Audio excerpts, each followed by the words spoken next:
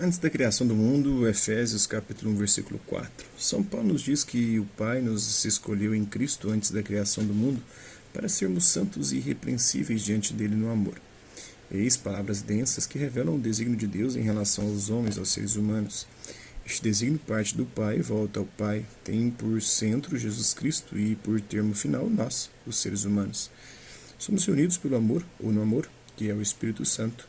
Este nos enxerta em Cristo, pelo qual nos voltamos para o Pai. Essa reunião de todos os homens em Cristo, todos os seres humanos em Cristo, vinculados pelo amor, pelo Espírito Santo, é o que o Novo Testamento chama a Igreja.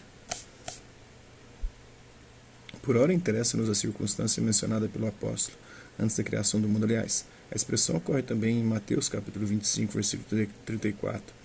Tem seu equivalente também em Romanos, capítulo 16, versículo 25, e em Efésios, capítulo 2, versículos 4 ao 6.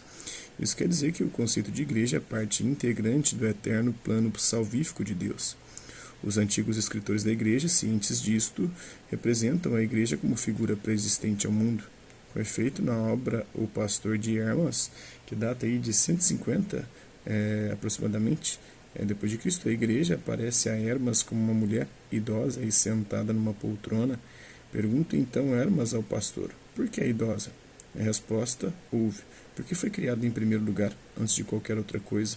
Eis porque ela é idosa, foi para ela que o mundo inteiro foi criado.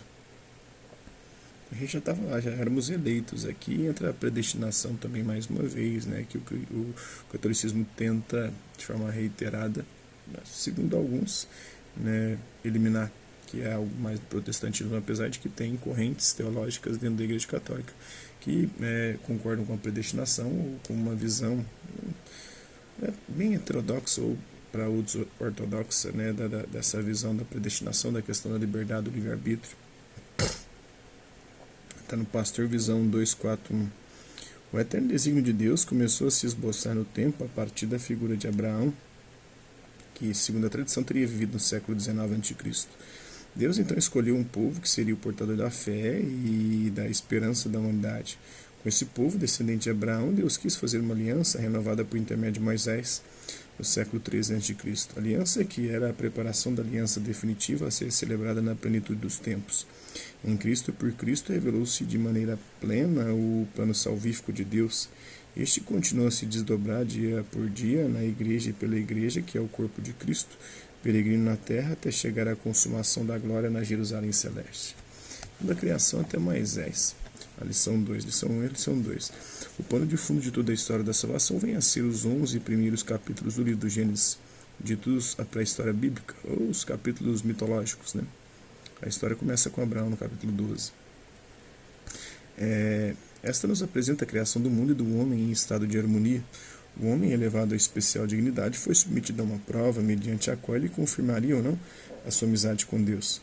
Tendo dito não por soberba, os primeiros pais perderam a especial comunhão com Deus e acarretaram sobre si e seus descendentes a morte, a rancor, né, com os seus precursores, o sofrimento, a desordem das paixões. Mas logo depois da queda começou a série de etapas destinadas a preparar a restauração da plena comunhão com Deus. Primeiro, a promessa feita aos primeiros pais, o proto-evangelho de Gênesis, capítulo 3, versículos 1 ao 15. Deus prediz a Eva que da sua linhagem sairá alguém que esmagará a cabeça da serpente ou do tentador, de Satanás, do capeta, do demônio, do encardido. Já se esboça então a linhagem daqueles que lutam contra o pecado e que tem seu expoente máximo no Messias ou no Senhor Jesus para os cristãos. Este, embora vencedor do maligno, seria por ele ferido no calcanhar ou atingido, a crucifixão, né, atingido em sua natureza humana pela morte de cruz. É de notar que o primeiro homem, conforme a Escritura, tem um papel de pai responsável pela sorte de seus descendentes. É como se diz uma personalidade corporativa. A sua resposta negativa dada a Deus repercute em todo o gênero humano. Ele, assim, é a figura do segundo Adão, Jesus, né, de que fala São Paulo, na carta aos Coríntios, capítulo 5, 15, versículos 45 e 49, e em Romanos, capítulo 5, versículo 14. O primeiro e o segundo Adão, no início e na plenitude dos tempos, respectivamente, vêm a ser os dois eixos em torno dos quais se desenvolve a história da salvação. O primeiro é o portador do pecado e da morte, o segundo, o restaurador da graça e da vida. O episódio da Torre de Babel, está lá em Gênesis capítulo 11, versículos 1 ao 9. Não pretende explicar a origem das línguas, é uma explicação mitológica, mas propõe uma lição teológica também de grande valor para a história da humanidade e o conceito de igreja. Com efeito, na terra de Sinaar, na Babilônia, Mesopotâmia, os homens resolveram construir um império simbolizado pela torre que desafiasse a Deus. A consequência desse empreendimento arrogante e ímpio é que começaram a se desentender entre si, movidos pelos interesses pessoais, e tiveram que se dispersar. A multiplicação das línguas é mera consequência da dispersão dos seres humanos, que foram criando suas culturas próprias. Desta maneira, ficou frustrada a sua tentativa de se unirem entre si sem Deus ou contra Deus. Ora, este episódio havia de ser resgatado na plenitude dos tempos pelo fato de Pentecostes. Pentecostes, Babel diversificou as línguas e fez com que os seres humanos não se entendessem mais, e o Pentecostes uniu, mantendo a diversidade, as línguas estranhas, mas onde todo mundo se entendia, se compreendia através do Espírito Santo. O Espírito Santo havia de ser dado aos apóstolos para reunir os homens e os seres humanos de diversas línguas e culturas num só povo, a igreja, em que as peculiaridades nacionalistas seriam superadas pelo amor de Deus derramado nos corações, segundo está na carta de São Paulo aos Romanos, capítulo 5, versículo 5, e no Atos dos Apóstolos, capítulo 2, versículos 5 ao 41. Esse povo novo, congregado pelo Espírito Santo, é a igreja. Então é isso aí. Isso é um pouco aí de eclesiologia. Espero que vocês tenham gostado do vídeo. Quem curtiu, dá um like. Quem não curtiu, dá um dislike.